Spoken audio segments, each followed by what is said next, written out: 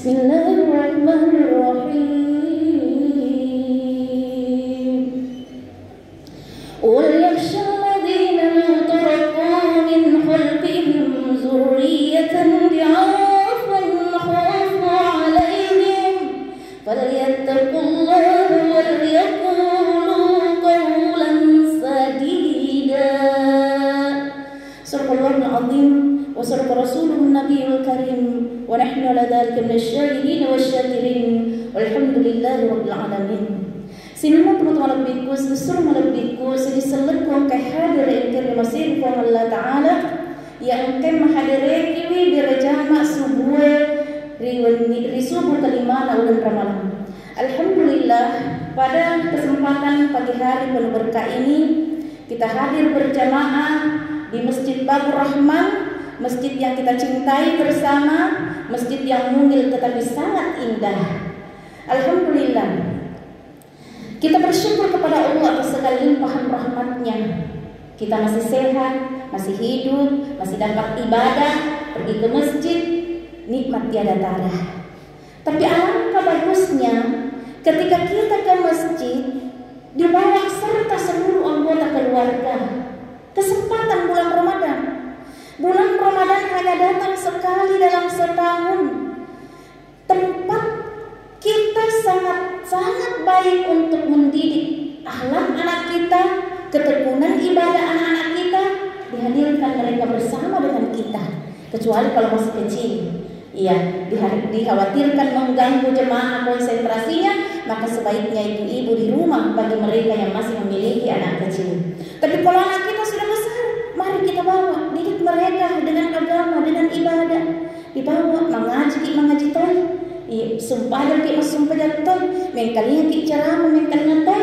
Napa di podang anak tak makada, komen mereka ceramahnya, aniak kita lalang hati makguru. Saya kuang mengimatu malopoki, wedeki selir ceramah mancari ceramah.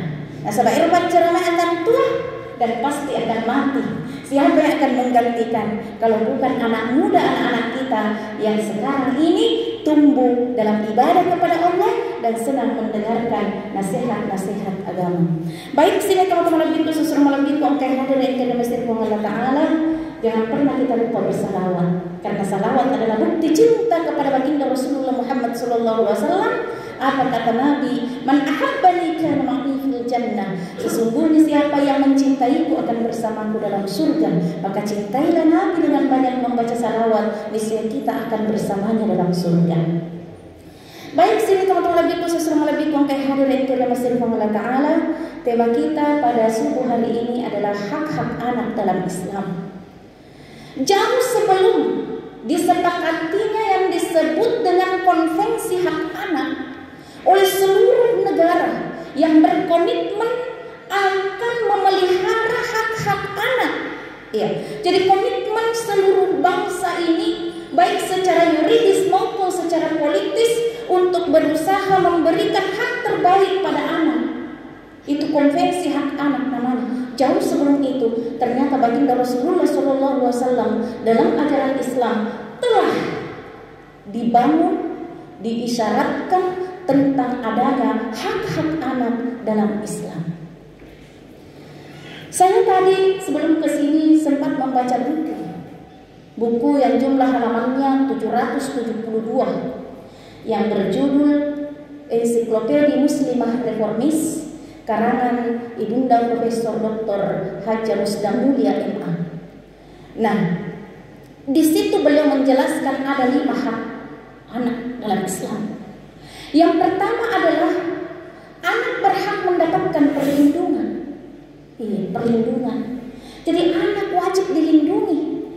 Bahkan perlindungan terhadap anak itu hendaklah dilakukan jauh sebelum kita menikah. Sudah ada upaya perlindungan anak.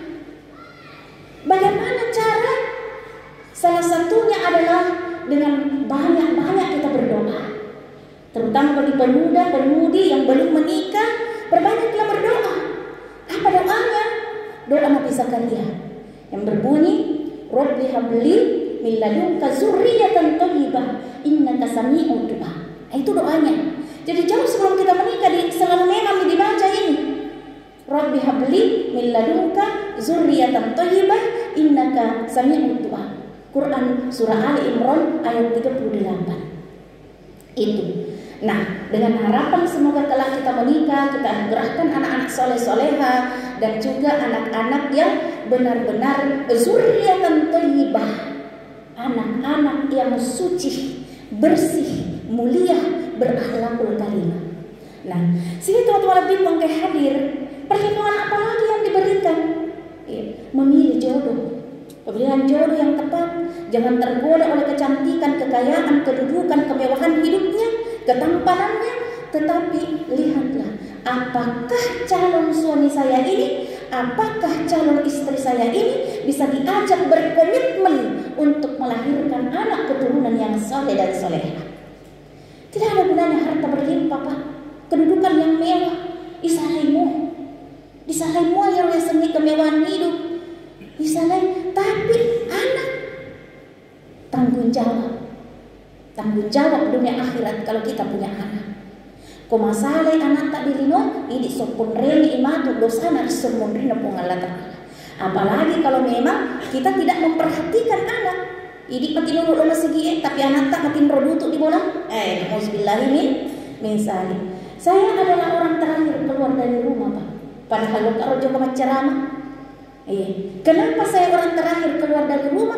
Karena saya ingin pastikan ketiga anakku sudah berangkat ke masjid bersama dengan suamiku sebelum saya tinggalkan rumah. Ini adalah Ramadan pertama saya tidak bersama mereka karena ada masjid dekat rumah. Dulu kami selalu berlima ke masjid dimanapun saya berceramah, mau malam, mau sore, mau buka puasa, ceramah subuh, semuanya. Si tarak kakak saya dioto, joko tarawih, joko masuk pajan subuh. Tapi subuh ini tidak, strateginya lain. Nanti mereka semua berangkat, baru saya juga kunci pintu dan berangkat. Baik, sini teman-teman lebih khusus rumah lebih kayak hadir. Nah itu yang pertama, hak perlindungan. Lindungi anak kita, lahir batinnya, jasmaninya, fisik non fisiknya. Makanya sebelum kita menikah itu harus mempersiapkan diri. Anak itu harus dipersiapkan keberadaannya, bukan karena kecelakaan, bukan karena tiba-tiba. Ya harus dipersiapkan. Apa yang harus dipersiapkan? Mental kita siap nak jadi orang tua dengan menerima seluruh konsekuensinya. Ibu, kalau masih mau tampil cantik, tidak mau menyusui, wah itu tanda tidak siap menerima anak. Harus kita siap menerima konsekuensi bahwa seorang yang siap akan ada anaknya, siap hamil, tanggung resiko kehamilan, perubahan hormon, ketidakenakan rasa, dan semuanya. Dan suami harus mendukung itu.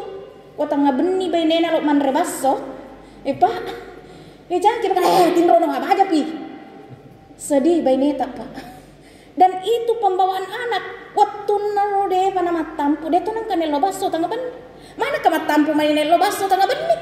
Nah ini itu adalah tantangan bagi seorang ayah, dan ini adalah bentuk persiapan mental kita untuk menjadi calon ayah. Persiapan mental kita Bu menjadi seorang ibu, bahwa harus siap menerima konsekuensi resiko kehamilan. Belum lagi itu hamil muda begitu. Kalau hamil tua, dega kemanyamang, ngeki majatuh sedih, titik majatuh di sedih. Samreta soroki majato disedih, gak nyaman. Itu konsekuensi. Tetapi karena kita ikhlas menjalani, Eloki mendapat status yang sangat mulia adalah seorang ibu, seorang ayah yang sangat luar biasa kedudukannya dalam pandangan Islam, maka kita terima konsekuensi itu. Persiapan mental, bagian dari perlindungan. Nah, lahir lagi nanti anak tak Pak Bu, berikan nama yang indah. Pertama-tama adalah azan di telinga kanannya, iqamat di telinga, azan di telinga kirinya, iqamat di telinga kanannya. Di hari ketujuhnya di akikah, dicukur rambutnya, diberikan nama kepadanya. Bersedekah, digunting rambutnya, berapa berat rambutnya digunting itu sebaiknya ditimbang dengan emas, baru emas itu disedekahkan, berapa jumlah uang disedekahkan kepada anak-anak, yatim piatu. Seperti itu, bukan hanya sekedar dipoto lalu disimpan di dalam batok kelapa, dibiarkan membusuk. Baik, sini teman-teman lebihku, sesuruh lebihku, engkau hadir, engkau ramaseri kung Allah Subhanahu Wa Taala. Itu yang pertama, hak perlindungan. Yang kedua adalah hak tumbuh kembang. Setelah anak dilahirkan, berhak anak itu memperoleh hak tumbuh kembang. Ibu wajib menyusui anaknya. Dalam Al-Quran surah Al-Baqarah ayat 233 Allah Subhanahu Wa Taala berfirman, wal walidatu yurdi'na auladahunna haulaini kamilain liman arada an yutimma ar-rada'ah. Hendaklah para ibu menyusui anaknya 2 tahun penuh sekiranya kita ingin menyempurnakan susuan. 2 tahun lamanya. Bapak Ibu hadirin wal hadirat yang dirahmati Allah Subhanahu Wa Taala, diperhatikan gizinya. Bukan hanya menyusui, tetapi gizinya anak kita harus diperhatikan. Harus mendahulukan, sekiranya makanan itu hanya sedikit, dahulukan anak-anak kita. Makanya orang-orang tua kita dulu itu mesok narasa narik ko mesok mana anak-anak. Ya pada menyama penadina, ko menyama mana tuh penadina anaknya. Nah, makanya anaknya sukses, berhasil. Tapi kalau sekarang, anak di belakang. Dahulukan orang tua dulu. Dan di sini tua-tua lebih kayak hadir. Banyak nih contoh. Saya lihat ketika anaknya tidak diperhatikan waktu kecil, ketika anak itu dewasa dan berhasil, tidak ada yang ingat orang tuanya. Malah satu matuan ada gak murus balik bolanya mikasiwan nasungan padahal anaknya sukses. Nauzubillah min zalik. Kenapa? Karena ketika kecil anak ini tidak diperlakukan adil oleh ibunya, lebih disayangi ayahnya dibandingkan anak-anaknya. Suaminya mia poji, anaknya tidak na poji, apalagi mega anaknya dek nulle parutusui. La haula wala quwata illa billahil aliyil azim. Padahal ketika kita punya anak, itu anugerah terindah, hadiah terbesar dari Allah, diberikan hanya kepada manusia-manusia tertentu. Karena banyak orang yang mau anak tetapi tidak diberi. Karena itu, wahai para ibu, wahai para ayah, sayangilah anak kita setulus hati, agar supaya anak kita ini menjadi anak soleh-soleh, anak qurrata a'yun, dan lahan empuk kado kita untuk bisa masuk surga Allah Subhanahu Wa Taala. Hak tumbuh kembang. Kemudian yang ketiga adalah hak pendidikan. Anak-anak kita harus mendapatkan pendidikan yang terbaik sesuai dengan kemampuan kedua orang tuanya. Sekarang banyak pilihan pendidikan sekolah, lembaga pesantren, madrasah, sekolah. Silakan kita pilih, ada berbayar, ada gratis. Biasanya yang berbayar itu juga bagus kualitasnya. Yang tidak berbayar juga ada yang bagus kualitasnya. Hanya saja saya menginginkan, saya menyampaikan sebaiknya anak itu ketika remaja, sanawiyah, aliyah, karena di situ gejolak jiwanya sangat berbahaya jika mereka selalu berikhtilat, campur baur dengan laki-laki dan perempuan.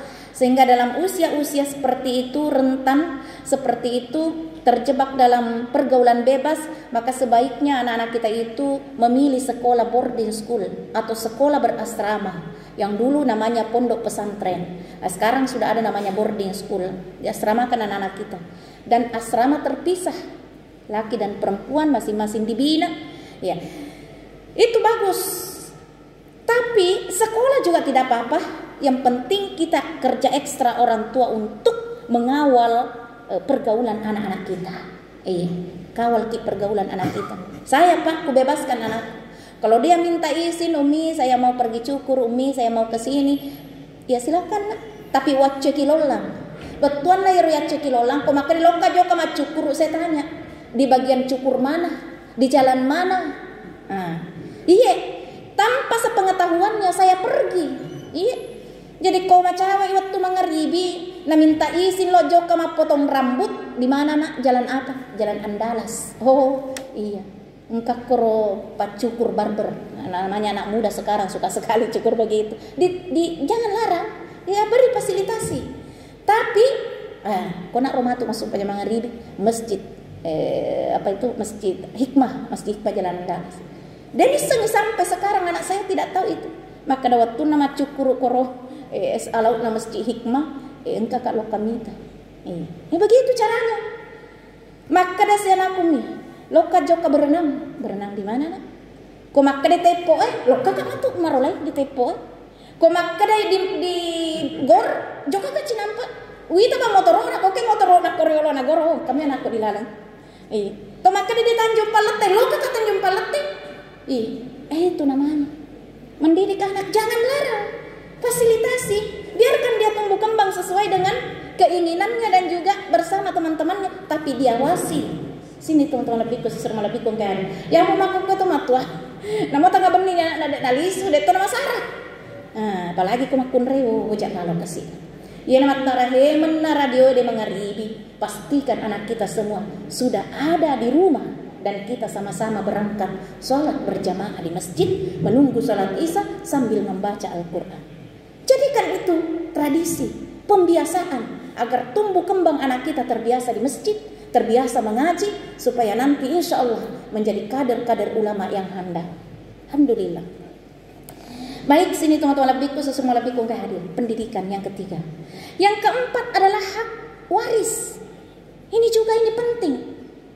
Warisan. Banyak sekali kasus pembagian warisan yang tidak benar. Yang kedua masih lesurang urane makunrai adelekmu pak manessa maju makunrai malen pak urane. Harta dibagi 3. Dinala makunrai 2 nala urane. Tapi kalau lebih dari 1 anak perempuan kau ni biasa maceko. Biasa ni maceko. Apa ya urane tapalok mit bagi 2 orang parangnya. Pokoknya ya separuh bagianku, separuhnya kau mami yang bagi 5 aku masuk surah bagi 5. Salah lupa. Salah keliru besar sini teman-teman lebih kayak hadir. Seharusnya kedua makunrai set di urane harta bagi 4. Masing-masing perempuan dapat 1 bagian, laki-laki 2 bagian. Kalau dia 4 bersaudara, 3 perempuan 1 laki-laki, harta dibagi 5. Iya, masing-masing perempuan dapat bagian 1, laki-laki dapat 2. Laki-laki selalu dapat 2. Iya. Ajak toh si laki-laki dapat 1/2 beda itu Pak. Dapat 2 dengan dapat 1/2 beda sekali. Iya. Ini kesalahan besar dalam masyarakat dan hampir terjadi pada seluruh kelompok masyarakat. Padahal selena sengalena. Dek na paham. Sini teman-teman lebihku, susur lebihku, engkau hadir, engkau masir Allah Ta'ala. Bahkan yang paling banyak itu berkembang kamat Tuhan manguah. Macece nama kakela. Bahkan sampai hati dek napa mana sesuran na kun rai. Alena milok sengengi warang parange. Katoma pakor. Saya tidak tahu apakah juga ada perempuan makeke macece makakela. Iya, boleh jadi ada. Cuma kasus yang saya lihat itu umumnya laki-laki. Insyaallah. Ko mati nulu mak bereja mak tahu mati nulu peng kali ngacara mak tahu ribuang Allah Ta'ala. Ina tu sabana. Teman-teman tinulu kilo kemarin kali ngacarama supaya mencep pulane Pak disengengi. Sini teman-teman lebih buang hadir. Ada si mata yero ya sengi cocok, ya naruh cocok. Padahal ternyata ada hal yang keliru yang kita dengar, yang harus diperbaharui. Kita punya ilmu. Makanya sama juga HP. HP itu lobet, kalau lobet HP dicas. Begitu juga kita punya pengetahuan. Ya lobet nih kurang-kurang parengeran nih, cas. Bagaimana mencas yang rajin-rajin mendengar cara. Baik, jadi itu yang keempat, hak waris. Lalu kemudian yang kelima itu adalah hak mendapatkan kesetaraan. Anak laki-laki dan perempuan harus disamakan Pak Bu. Masih banyak masyarakat kita lebih menyayangi anak laki-lakinya ketimbang anak perempuannya. Atau sebaliknya, ada juga yang lebih menyayangi anak perempuannya dibanding anak laki-lakinya. Padahal itu tidak dibenarkan. Dalam salah satu hadis yang diriwayatkan oleh Imam At-Tabrani dalam buku Ensiklopedia Muslimah Reformis ini tadi saya baca. Iya, di situ tidak ada hadisnya, jadi saya juga tidak bacakan hadisnya. Saya cuma membaca terjemahnya. Jadi terjemahannya itu adalah samakanlah anak-anakmu, khususnya dalam hal pemberian. Sekiranya kamu mau memberi lebih, maka sebaiknya kelebihan pemberianmu itu berikan kepada anak perempuanmu. Itu hadis yang diriwayatkan oleh Imam At-Tabrani. Karena itu sini teman-teman lebih susur malebih engkau hadir yang kira masir Allah Ta'ala. Betapa baginda Rasulullah SAW memberikan hak khusus bagi anak-anak kita yang perempuan, walaupun kita harus berlaku adil, tetapi ada segmen terpenting yang tetap harus mempertimbangkan anak perempuan. Kenapa anak perempuan itu lemah? Anak perempuan itu penakut. Anak perempuan itu penurut. Jadi kalau dia disuruh segera itu. Jadi disuruh hal-hal yang tidak benar atau diberikan hal yang tidak adil, dia terima saja. Itulah karakternya perempuan.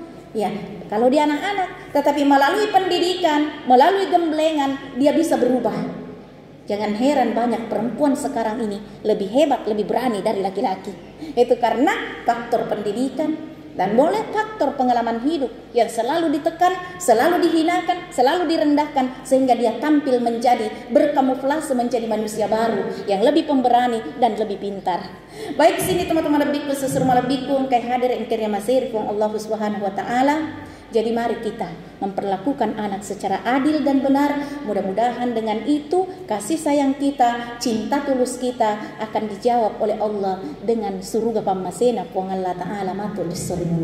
Amin amin ya rabbal alamin. Baiklah, kita akhiri sesi ceramah ini dengan berdoa. A'udzubillahi minasyaitonirrajim. Bismillahirrahmanirrahim. Alhamdulillahi rabbil alamin. Hamdan na'imin, hamdan syakirin, hamdan yuwafi ni'mahu wa yukafi'u mazidah. Ya Rabbana lakal hamdu kama yanbaghi li jalali wajhikal karim wa 'azimi sultanik. Allahumma shalli wa sallim ala sayyidina Muhammad wa ala ali sayyidina Muhammad. Rabbana taqabbal minna innaka antas samiul alim wa tub 'alaina innaka antat tawwabur rahim. Rabbana zalamna anfusana wa illam taghfir lana wa tarhamna lanakunanna minal khasirin. Rabbana ighfir lana wa liwalidayna warhamhuma kama rabbayana shighara.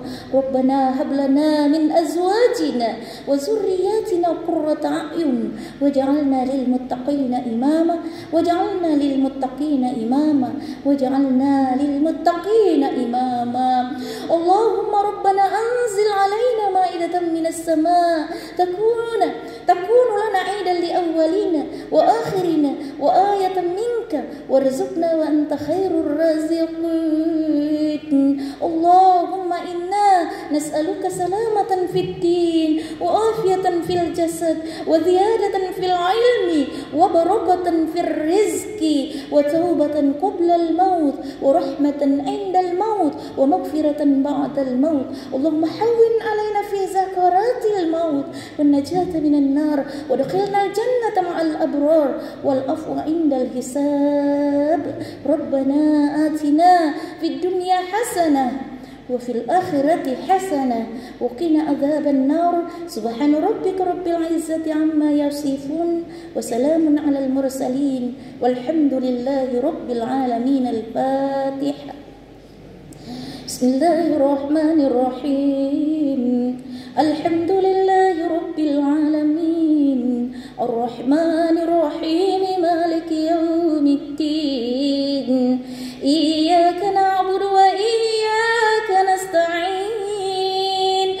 Ihdinas siratal mustaqim. Siratal ladzina an'amta 'alaihim ghairil maghdubi 'alaihim waladdallin.